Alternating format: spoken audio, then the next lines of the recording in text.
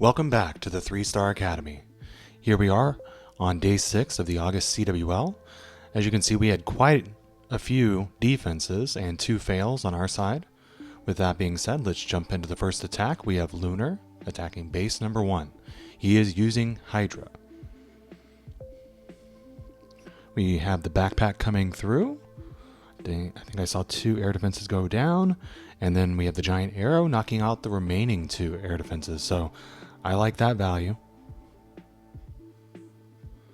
We have the Dragon Riders and the Dragons coming in around 6 o'clock.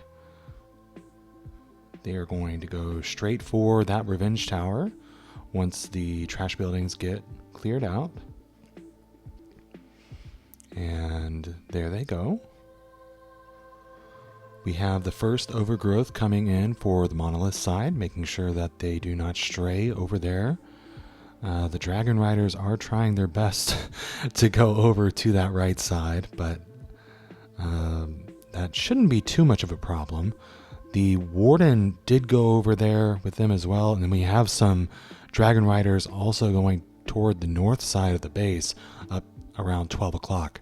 I will say that the majority of the army did take the path I would assume he wanted, and it is right around where the Minion Prince is, and that is a very large amount of troops. So not too concerning from an overall funnel perspective. I think it was well executed. Going to speed it up here. There is not too much that is going to get in the way of this army finishing what it needs to. The Monolith has 2 totems and a freeze to support, so yeah, GG's Lunar. We'll move on to the next attack here shortly.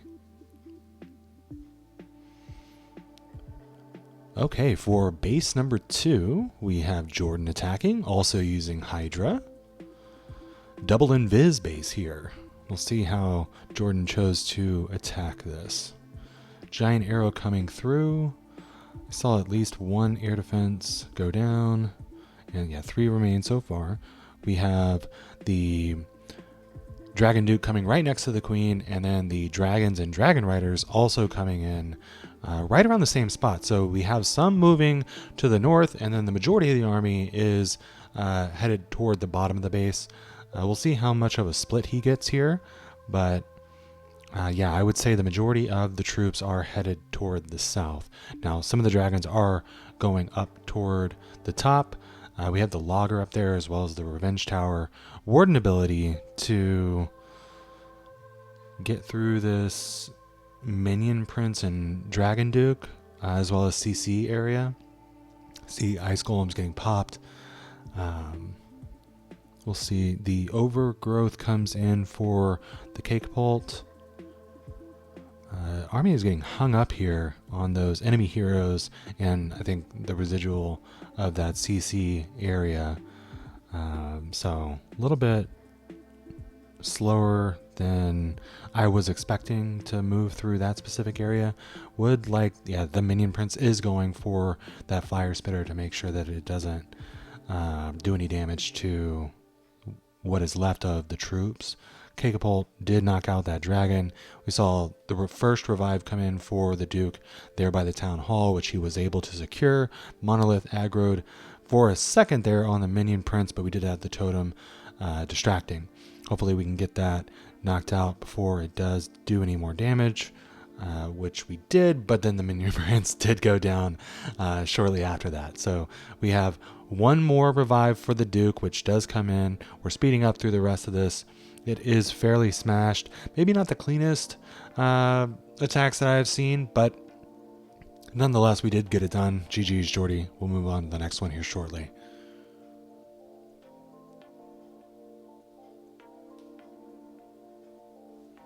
All right, for base number 3, we have AFAC using Super Bowlers. All right, we'll see what the entry is here. All right, 12 o'clock. We do have a Duke charge as the opener. Looking to set that funnel. Going right at the Town Hall. The Logger is going to be there, so the invises are going to be A little bit important from a timing perspective because the pushback of the logger does make things a little bit unpleasant, if I'm being honest. So the invis came down, did catch the logger, but the logger went down from the fang. So that was very clean, taking out of the town hall and the logger right there by AFAC. So GG's with that. We'll see how much additional value he will be able to get from this opener. Spirit Fox is now down and he is out of invises. So we'll look to see where the rest of the heroes come in, as well as the entry point for the Super Bowlers. He's going to totem that air defense to get even more value off of this Dragon Duke charge. So that was quite a bit of destruction there, essentially clearing out that whole side of the base from 9 to 12. We have the Queen coming in at 3 o'clock. And then the King, Ice Golem coming down. So the entry point for the Super Bowlers is going to be right there in between 12 and 3. Here they come. Very nicely done from a funnel perspective, I do have to say, AFAC. So very, very nicely done. This has been very clean so far. Not a whole lot of critiquing at all from my end. Not that I am a Super Bowler attacker by any means, but this has looked really nice and cohesive from the start. Getting the logger in the town hall in the way that you did was really, really nice. We have the torch coming off, fire spitter. We do need to rage up these Super Bowlers so that we can get some good bounces coming through for the rest of this. And there's the rages, there's the incredible bounces. Overgrowth came in for the Revenge Tower, and this base is absolutely crushed. One of the cleaner Super Bowler attacks that I remember from this CWL. So GG's AFAC.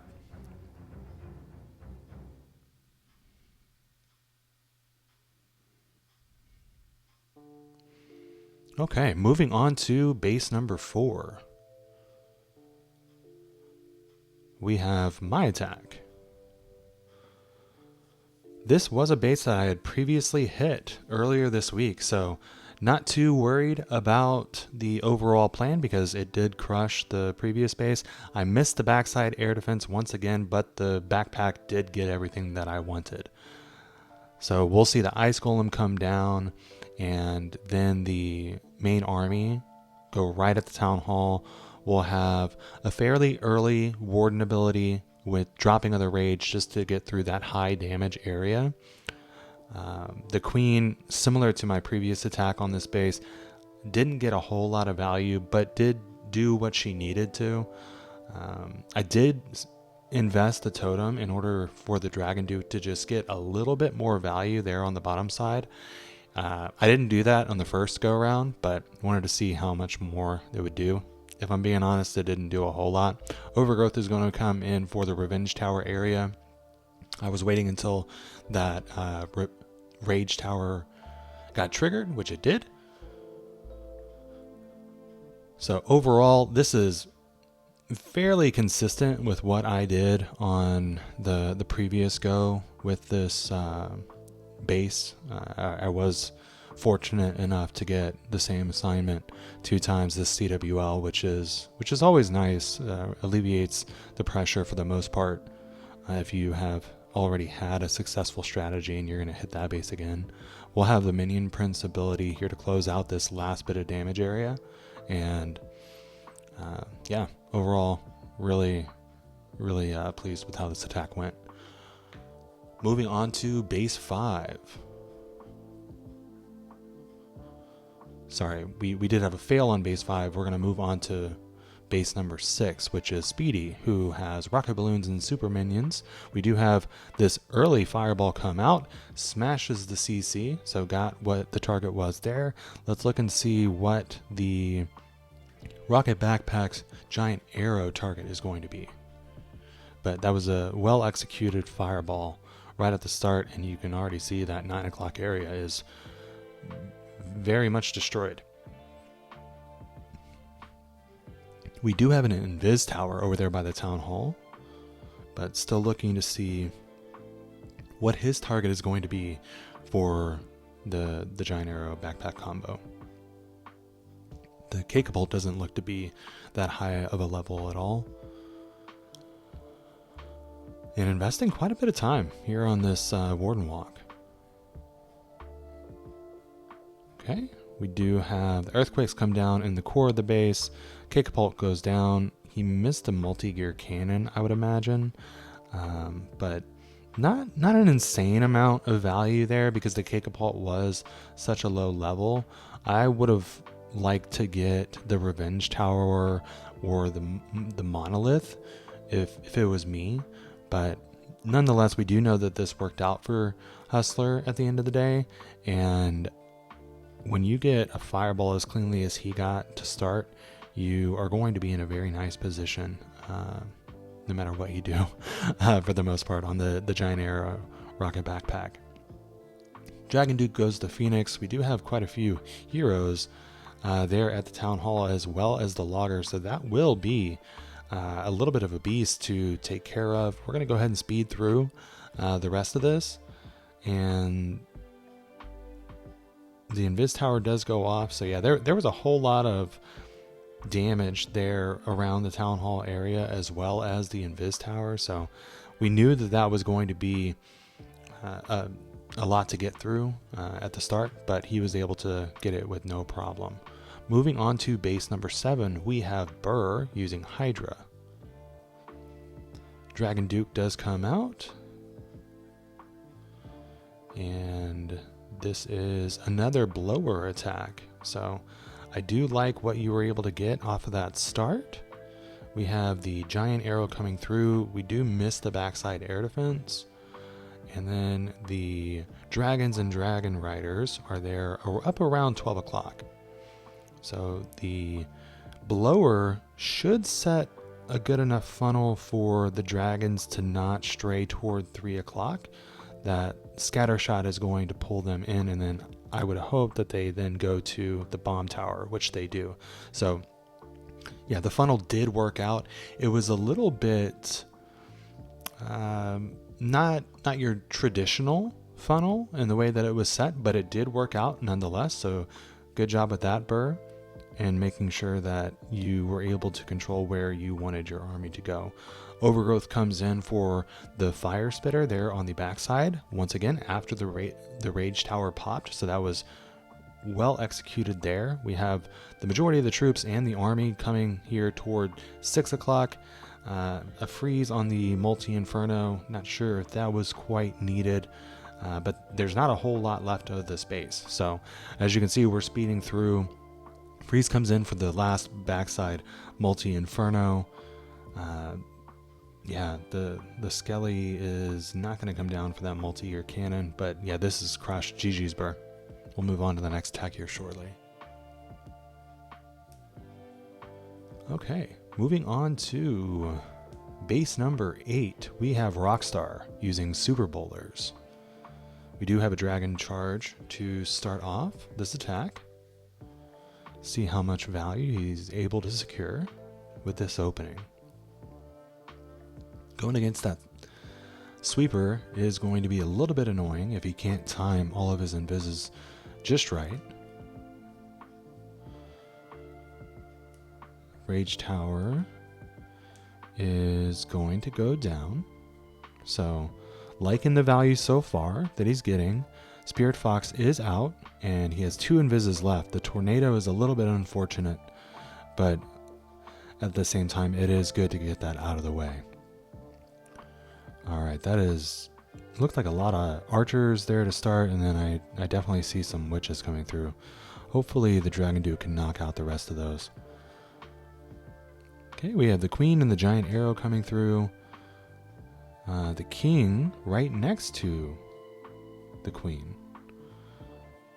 That is a little bit interesting. He's going to need to get a wall break down really quickly, I think,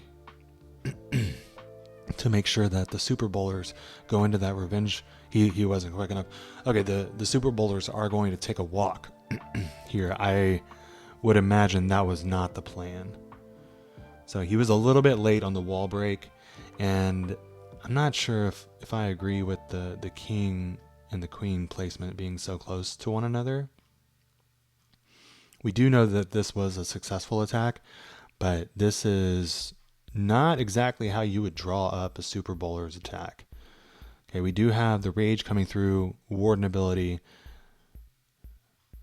Okay, so we are getting toward the core. I don't know if I would exactly describe this as the core of the base. We have gone around the edges, both from the top side and the bottom side. The town hall area does have the heroes and the guardian there to deal with, so there's going to be quite a bit of time spent there. He didn't use his angry spell that he brought, but GG's Rockstar was a little bit dicey there and not getting the Super Bowlers all the way to the core. But we'll move on to base number 9 by Boris, who is using Hydra.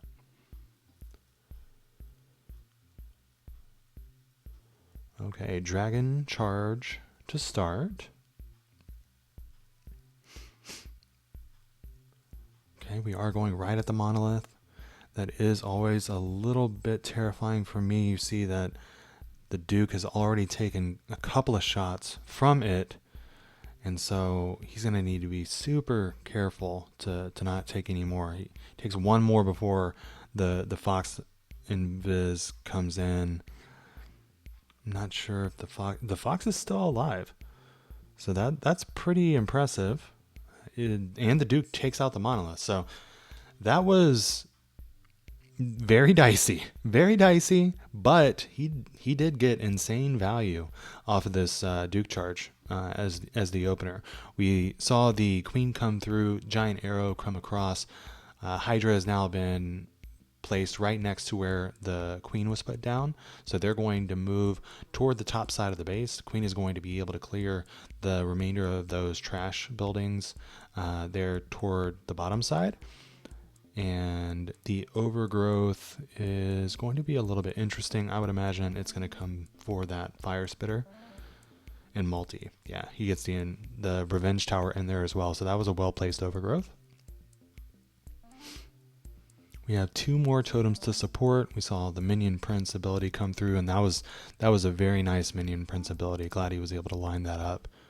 There's a whole lot of damage there by the town hall. As we've seen with this clan specifically, they like to stack their town hall areas with pretty much all of their heroes.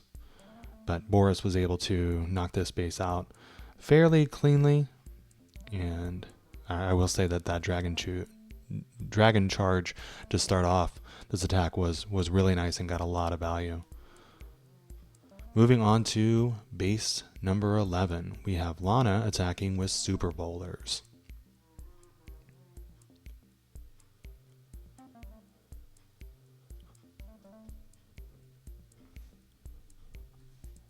All right. We do have this mini RC charge again to start off Lana's attack. This is, something that was used very, very heavily in the Town Hall 17 meta. I mean, 11 invises with your RC charge was not out of the question at all at times, and it is always interesting to see things like that come back in certain strategies. So the baby drag is going to clean up the trash buildings that the RC left behind, and we see the Queen and the Dragon Duke enter at 12 o'clock. They're going straight for that CC. Ice Golems come out. You do want to get those Ice Golems out of the way for your Super Bowlers, so I'm sure that's what the thought process was there. We do have a very clean entry for the Super Bowlers. They're at that 2 o'clock spot, and double rage compartment there in the core. We see the Gigabomb come off. Warden ability, I would imagine, yeah, there it goes. I would have maybe popped that a little bit soon. We do need to get them raged up as we continue through these high damage areas. That was a lot of damage in that top side of the base, and because keeping them raged up, using the Warden ability, when you were able to get through it very, very easily. Revenge Tower on the backside is now going to be fully powered, so we'll need to utilize that totem in the right way. It does come in, I would say, a little bit early. I don't think that it was targeting any of your troops yet, but that is a small critique. So Elixir Pump is the final building that, no, the hidden Tesla there at the bottom is the final building that remains. GG's, Lana. We'll move on to the next attack. We have Monsters Alt attacking base number 12. He is using Hydra. Backpack comes across, giant arrow goes down. I didn't see too many things that I usually target go down in that, but only 2 air defenses remain up, and both sweepers are up. So not exactly sure what the targets were for that combo, but we do see the main army coming in around 7 or 8 o'clock, and they are going to go fairly quickly toward the town hall. We had to use an early warden ability because of the logger. Logger is now distracted with a totem. I would want to put a rage down there to get through that high damage area, and so that the logger goes down. There it goes. Overgrowth the core again to make sure that the majority of his army does go for that town hall area. Invis tower does go off. Town hall is still not down yet. That overgrowth does not have too much time. Yep, there it's over. So not necessarily the biggest fan of what we did there in that second overgrowth. Man, that sure did not get too much value there. It did get both multis, but I'm sure that the revenge tower was supposed to be in that overgrowth. Monolith is hit by the minion prince ability, so that was pretty crucial there. And I mean, maybe he didn't want to get the revenge tower in that overgrowth. I'm not sure, but interesting attack. I don't know. There's one dragon rider that I see that remains, and several dragons. So GG's, monster. Moving on to base number 13, we have Hydra again, and the attacker is Nero. Dragon Duke enters at 9 o'clock. We do have that air defense that will be taken out by the rocket backpack. I just saw one. Yeah, one air defense was down in that.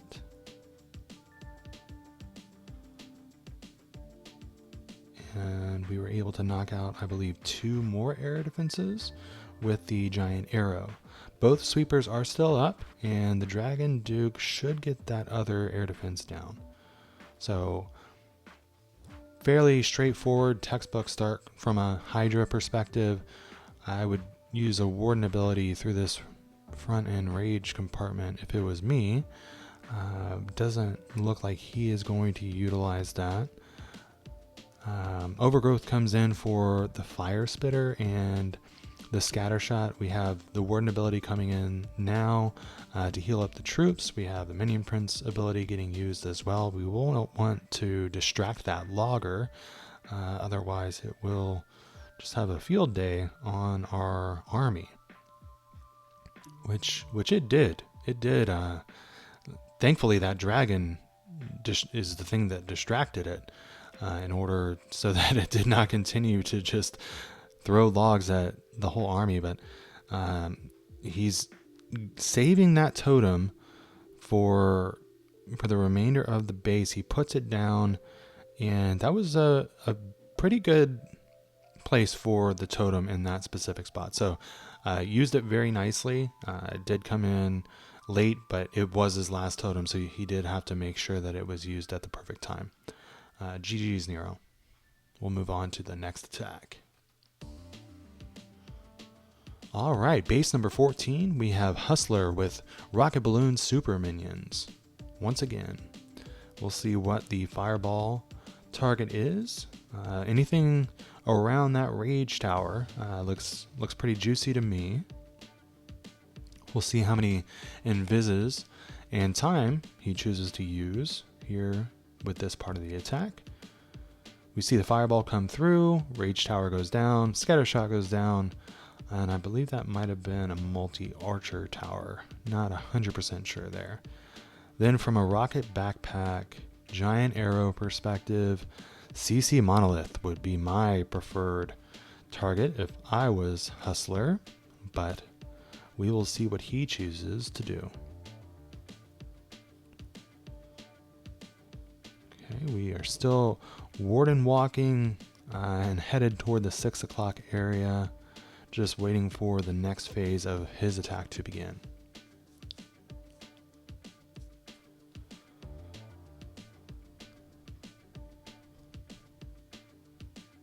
All right.